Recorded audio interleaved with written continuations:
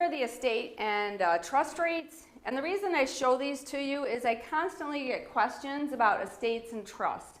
So a lot of people think it's simpler to have the estate or the trust pay the tax. People don't want to deal with the beneficiaries, their siblings, or their children, whatever. They think it's just easier if the trust pays the tax.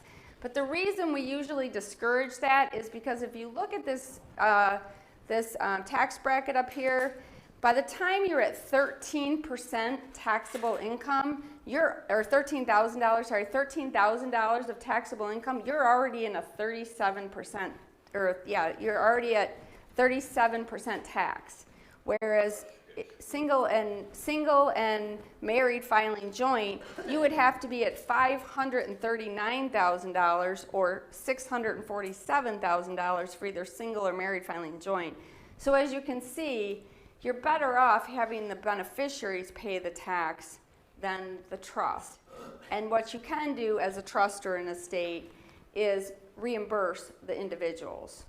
So what you can do, and what I often do for people, is have the beneficiaries pay the tax, do your tax return with and without the K-1 from the trust, and then have the trust reimburse each person accordingly to how much that K-1 from the trust affected their personal tax rate. So that's usually the best way to do it, because it's almost always better to have the individuals pay the tax than the trust. It's just, the trust always pays a higher rate. As you can also see, the exemption amounts are very small for trusts as well.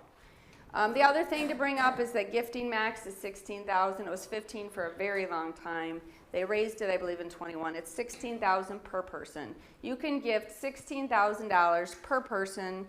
So that would be if you're married, you and your spouse both can give $16,000, kids, grandkids, any member, actually anybody you want, without a tax to you or a deduction as well. It's not an expense. It just gets money out of your estate.